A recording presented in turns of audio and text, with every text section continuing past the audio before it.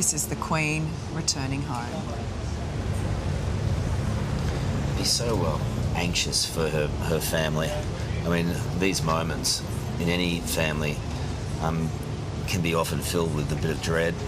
There's high emotion around them when you see, and they haven't seen the coffin before, when you see that finality, it can be terrible.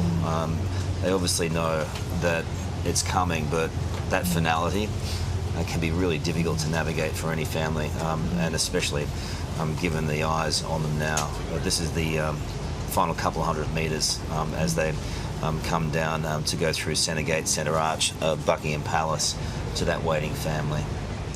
And that's interesting, isn't it? The crowd remains... No. Cheers. As you predicted, Dickie. Cheers.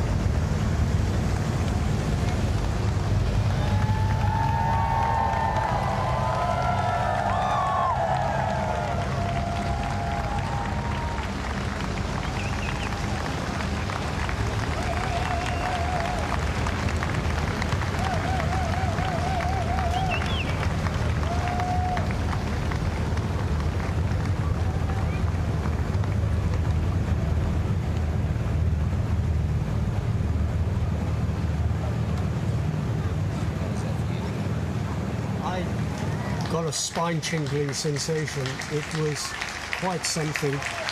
Listen to that.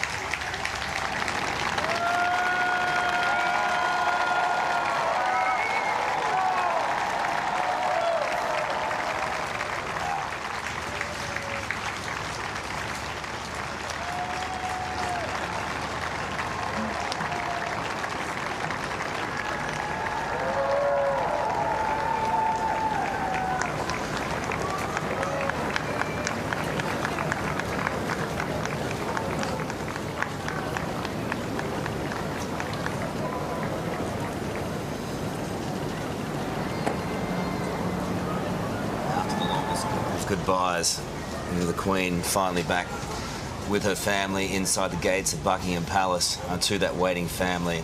What a magnificent moment of spontaneous Very applause. emotional moment. Very, very emotional. And Dickie, you were just talking about how you felt about that. You said you'd be surprised if there wasn't a cheer, and you were 100% right. What do you think that was about? I think the spontaneous reaction was marvellous. It just shows you and confirms the stature and the popularity and the love that she held by the people. And it goes on. And it goes on. That there's the woman you served and the woman you loved. Yeah. And it'll be more of that tomorrow when the gun carriage takes her.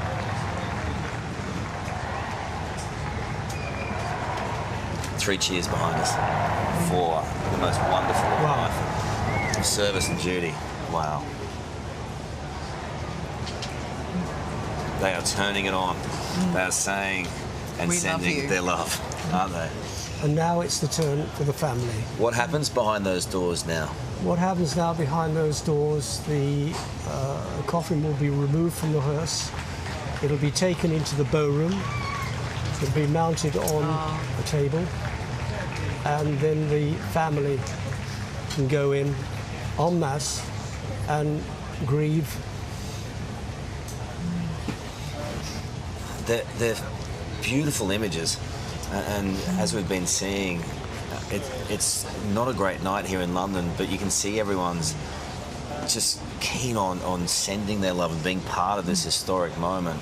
And they didn't care what the weather was like. No, just to be part of it. And you may have seen it in Edinburgh and Balmoral, and then the journey down, but they really rushed in this evening to have their part in this historic day and this historic proceedings. And all week we have seen Buckingham Palace looking fairly dark. Yeah. But for the Queen's return home, she's lit up to welcome her. And is there a more spectacular sight? than Buckingham Palace tonight as the Queen returns home? It's all really beautiful, It is. even down to the last detail.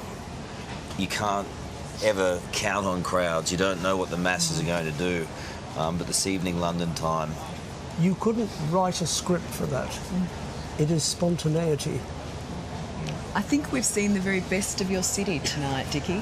We've seen the best of British tonight. I think, let's give Scotland credit, because Scotland is part of the British Isles. We saw the best up there too. let's go back, if we can, Dickie, now to what is going on behind those closed doors, and talk again, if you can, for everyone in Australia who is waking up. She'll be taking to the Bow Room, to that waiting family. Every member, including the grandchildren, will be there. And the Bow Room, named after the window that runs along one side, located in the centre of the west wing of Buckingham Palace, directs access to that 39-acre garden that we've seen so many things, so many official proceedings at. Well, anybody who's been to Buckingham Palace, and a lot of visitors, even from Australia, have been to Buckingham Palace, will have gone through the Bow Room to go out into the garden. It's a room that's been used for receptions. It's a room that's used to host the lunch for state visitors. The Queen hosts the lunch. That's the arrival lunch menu. And it is a very, very nice room. It is circular because above it is another circular room called the music room, where Prince William, the Prince of Wales, was christened in August, when was it? August the 4th, Queen Mother's birthday, 1981. Gee, your memory's good, Dickie. All the detail, and we're just seeing that again here. This is the hearse coming in down Constitution Hill and then rounding. It was a special moment. I've been glued to the television watching all of this, and I knew that I was going to be here for that, to see that, and still I felt part of it. I felt like it was a personal experience, even though I didn't know her personally. And I guess a lot of the people who came here this evening, a lot of the people who we saw in Edinburgh and Balmoral and we'll see in Windsor and Westminster, I mean, that's why people loved her. As she reached into hearts around the world in her own quiet, stoic, lovely way. And in their own way, they wanted to be there for that final farewell, to say, So, yeah. goodbye, Your Majesty. It's the ultimate mark of respect. It is. If you're the Queen or the King of anything, or a leader in any capacity, if you have the population turn out like this, it is the ultimate mark of respect. Yeah. And I'm glad that she was there to celebrate her Platinum Jubilee. And who can forget that wonderful sequence with Paddington Bear? Yeah. Yes. It was the most memorable piece of theatre that anybody could have ever invented. We've heard lots of children talking about the Queen and why they came out to pay their respects, and the number of times the Paddington Bear story has been mentioned. And the number of Paddingtons that are actually in Green Park that have been put down. Because it was more than just something kind of funny. It wasn't what you expected, but it also gave you an insight into her personality, and that she had that playful side that we didn't often see. Yeah. She's wearing and carrying the weight of not just the crown, but the weight of the world on her shoulders And the most weight of of the the time. family as well. And then producing that sandwich from her bag. Marmalade sandwich. Marmalade sandwich from her bag, which is where she keeps it.